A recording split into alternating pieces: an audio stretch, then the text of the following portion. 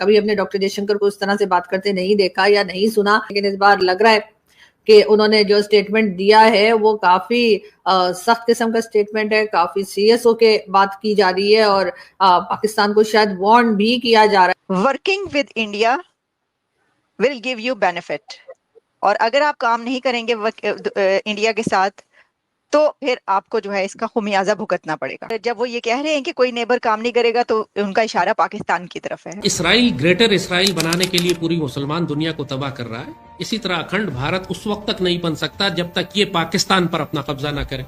बाकी बांग्लादेश या श्रीलंका या नेपाल या बर्मा इंडिया के लिए कोई प्रॉब्लम नहीं है। बिल्कुल जायज है, बिल्कुल सही है, सीधी सी बात है कि दुश्मनी करेंगे तो नुकसान उठाएंगे, दोस्ती में रहेंगे तो जाहिर है जिंदगी आपकी अच्छी हो जाएगी, आपकी खूबसूरत जिंदगी हो जाएगी। अगर आप हमारे नेबर्स में हैं, आप हमारे साथ काम करेंगे तो फायदा होगा, नहीं तो नुकसान होगा। और एक बस पाकिस्तान है जिसका मसला थोड़ा डिफरेंट है। हिंदुस्तान मिलके अफगानिस्तान के साथ क्या नहीं कर रहा है, तो ये शुरू हो गया है। अगर आप लड़ना चाहते हैं लड़े, मगर उनको पूरा यकीन है कि टेक्नोलॉजी, वेपनरी और सब चीज हमारे पास है। दोस्तों कैसे आप सब, उम्मीद करते हैं आप सब बहुत अच्छे होंगे। दोस्तों आज का वीडियो काफी शानदार होने वाला है, इसलिए बिना स्किप के पूरा वीडियो देखना, क्योंकि आज के वीडियो में हम देखने वाले हैं कि डॉक्टर जयशंकर जी का एक भाषण काफी वायरल हो रहा है और पाकिस्तान में तो खासकर वायरल हो रहा है क्योंकि पाकिस्तानी न्यूज एंकरों को काफी मिर्ची लग रही है। जी हाँ, डॉक्टर जयशंकर जी ने बोला है कि अगर हमारे नेबर्स हमारे साथ अच्छा व्यवहार करते हैं तो हम भी उनके साथ अच्छा व्यवहार करते हैं।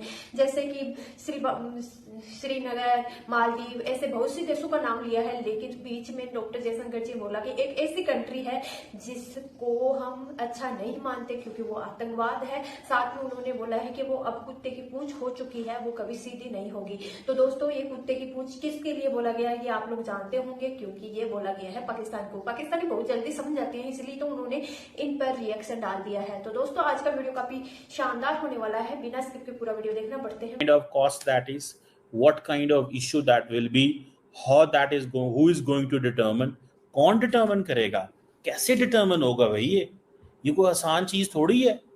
ये कौन डिटर्मिन करेगा, कैसे डिटर्मिन करेगा, ये क्या चीज होगी। मुझे तो थोड़ी सी सारी बात है इस पे बड़ी हो रही है कि ये कि इंडियन फॉरेन मिनिस्टर ये कह रहा है कि अगर तुमने हमारे साथ काम ना किया तो तुम्हारे लिए उसके अच्छे वो नताइज नहीं होंगे भैया। सो वो नेपाल को भी कह रहे हैं, वो भूटान को भी कह रहे हैं, वो श्रीलंका को भी कह रहे हैं, वो मालदीव्स को कह रहे हैं, वो बांग्लादेश को कह रहे हैं। किसको कह रहे हैं? वो तमाम मुल्कों को तो धमकी दे रहे हैं। जरा सुनिएगा पाकिस्तान के बारे क्या कहते हैं। Now some take longer to realize, some take some understand it better. One exception of course is Pakistan, because it has defined its identity under the army in a way in which it has an inbuilt hostility.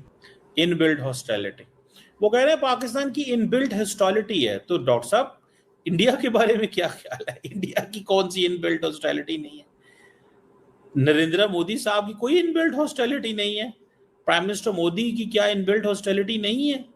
Pakistan को क्या मतलब, पाकिस्तान ने वो जो identity under the military, देखें एक चीज याद रखें, you hit a place which is important. So why always military is targeted in Pakistan? Because उनको पता है भाई ट्रंप को मिल के आए हैं वो। तो ट्रंप को मिलने का क्या मकसद है? ट्रंप को मिलने का मकसद ये है कि सीधा सीधा यार, मतलब आप लोग यू आर गॉन, आप कुछ भी नहीं है, कि सियासतदान तो कुछ भी नहीं है इस मुल्क के अंदर। इस मुल्क के अंदर कोई है तो वो सारे के सारे मिलिट्री है। ये मिलिट्री की गेम है सारी। तो मुझे ऐसे लगता है, what I understand, what I realize, कि ये एक डिफरेंट चीज़ है, ठीक है। और इसको थोड़ा सा पाकिस्तान को समझना होगा कि पाकिस्तान को कहा जा रहा है कि हमारे साथ काम करो तो तुम्हें फ़ायदा है। इसको मैं इस एंगल से भी देखता हूँ, अपॉर्चुनिटी बताई जा रही है कि हमारे साथ काम करो, बैठो यार, क्या तुम लोगों ने तमाशा लगाया, हमारे साथ क्यों नहीं काम करते। ये भी एंगल है। और बाकी छोटे मुल्क हैं उनको तो वैसे ही कहेंगे हेलो भैया काम करना है कि नहीं करना, क्या मसला है तुम्हें, आओ बैठो यहाँ पे, ठीक है। सो ये चीज मैं आई अंडरस्टैंड दैट। और बताया तो ये जा रहा है कि भाई हमारे पास बहुत काम, हमारे पास रिसोर्सेज हैं, हमारे पास पैसे हैं, हमारे पास सारा कुछ है, आप लोगों के पास कुछ नहीं है। आप लोगों ने अगर इसी तरह ये रहना है जिस तरह आप रह रहे हो तो आपको फायदा नहीं होगा। आपको फायदा तब होगा अगर तुम लोग हमारे साथ अटैच हो जाओगे। सो जयशंकर साहब जो है ना, वो मैंने नोट किया है कि over the period of time उनका स्टाइल, उनका लहजा, उनकी चीजें सख्त भी होती जा रही हैं। ठीक है ना जी, वो उनकी ये चीजें ये सख्त होती जा रही हैं। और छोटे छोटे मुल्कों को वो सबको कहते हैं कि यार आप अपने आप को ठीक कर लो, ठीक है, हमारे पास बहुत कुछ है तुम्हें देने के लिए। बेसिकली तो he saying this, we have enough of the things to give you. ठीक है, अगर आप हमारे साथ अटैच हो जाओगे तो आपको फायदा होगा, ठीक है, और अगर हमारे साथ अटैच नहीं होते तो आपको नुकसान होगा। अब जिस तरह, और फिर वो they are using carrot and stick, ये जरा सुनिएगा बात, कैरेट एंड स्टिक को इस्तेमाल करते हैं। कैरेट एंड स्टिक को कैसे इस्तेमाल करते हैं?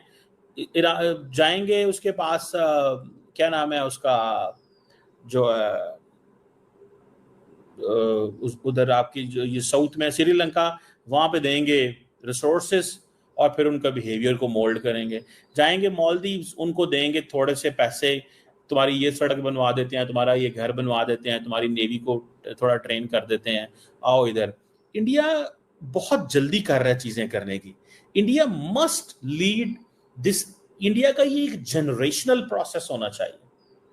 एक लीडर छोड़े, चीज लेगेसी छोड़े, दूसरा वहां से पकड़े, तीसरा वहां से पकड़े, चौथा वहां से पकड़े, ये एक इंडिया की अप्रोच होनी चाहिए। But when it comes to this is an approach of Indian, एक पॉलिटिकल पार्टी की एक अप्रोच है, दूसरी पॉलिटिकल पार्टी की दूसरी अप्रोच है, तो फिर it takes a lot of time. ये मैं आपको बहुत अहम बात बता रहा हूं। If there are different approaches of the political parties, then it takes a time. ये नहीं हो सकता कि आप जो है वो इस तरह ही मतलब गुजारा करेंगे जी, ठीक है राहुल गांधी। आप जैसे फॉर एग्जांपल कल बात कर रही थी, जो सोनिया गांधी ने आर्टिकल लिखा, उन्होंने क्या कहा? उसने कहा कि हमारे डिप्लोमेटिक एंड मॉरल पोजीशन से हमने we have taken a departure because we are not condemning what Israel is doing in Iran. अब no, this is the position of a political party which has that kind of, इसका एक influence है। वो they could, he is would be prime minister of this country of India. भाई बात तो ऐसे ही है ना, वुड बी प्राइम मिनिस्टर है ना, ठीक है। सो मुझे ऐसे लगता है, what I have understood and what I have realised, मैं जो इस चीज को वो गेयर अप करता हूं कि यार फॉर गॉड सेक थोड़ा सा स्लो काम रखें।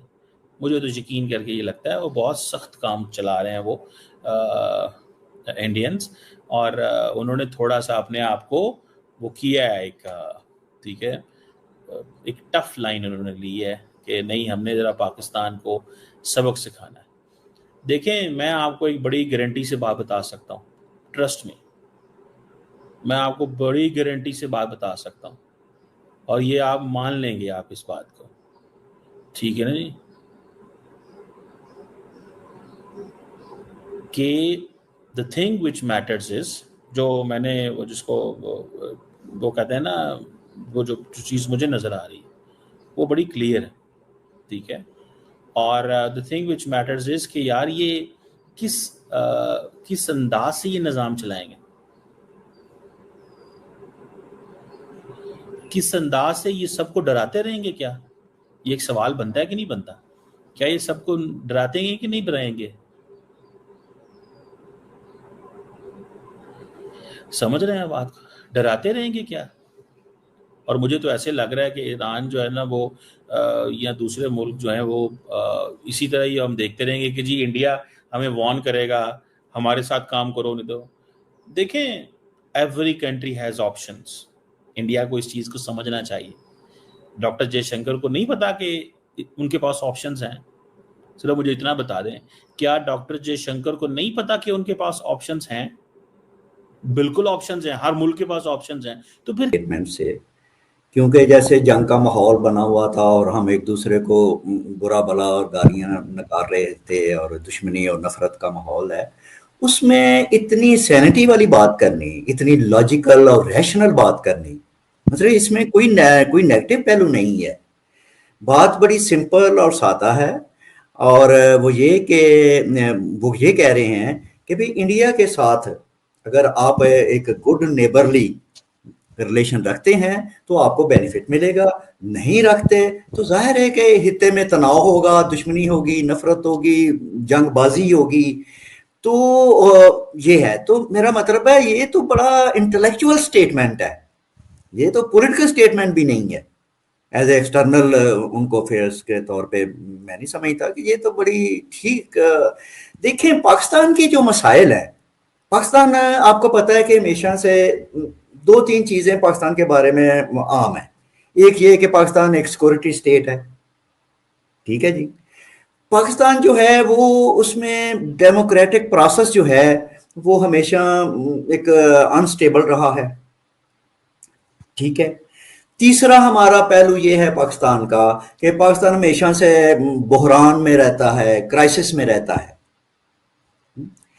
तो ये तीनों फैक्टर जो हैं और जिसका नतीजा इन तीनों का ये निकलता है कि पाकिस्तान कर्जों में है, एक कर्जा मईशत पे चल रहा है, ठीक है जी, भीख मांगते हैं हम। तो अब ये एक और चीज में फैक्टर भी इसको शामिल करूं आलिया जी, वो ये है कि पाकिस्तान जो मजहबी एक्सट्रीमिज्म है पाकिस्तान में, वो भी इंडिया दुश्मनी की पैदावार है। अगर हमारे इंडिया के साथ अच्छे ताल्लुकात हो जाए, रिलेशन होते, आना जाना होता, एक दोस्ती का रिलेशन होता हमारा, तो देखिए हमारे यहाँ इस्लामिक एक्सट्रीमिज्म भी ना होता। तो ये इस्लामिक एक्सट्रीमिज्म जो है ये हिंदू नफरत ने पैदा किया हुआ है और हिंदुस्तान दुश्मनी ने पैदा किया हुआ है। तो मेरे ख्याल में ये तो बड़ी ही सीन बात है, बड़ी बहुत खूबसूरत बात है ये स्टेटमेंट जो उन्होंने दी है। और पाकिस्तानी साइड को, पाकिस्तान के जो भी जो हैं सिविल सोसाइटी है, ताकतवर अदारे हैं, मतलब कि इसमें कोई भी चीज कुछ चुभन वाली नहीं है। कोई जैसे वो कभी कभी टांट भी किया करते हैं और बड़ा रूडली, जयशंकर साहब जो हैं बड़ा उनके अंदर एक रूडली वो बात करते हैं। तो ये सो गाइस, आपको मेरा रिएक्शन वीडियो कैसा लगा? अगर अच्छा लगा है तो प्लीज सब्सक्राइब कीजिए, शेयर कीजिए, बेल आइकन ऑन कीजिए ताकि आपको आने वाली हर एक लेटेस्ट न्यूज आसानी से मिल जाए।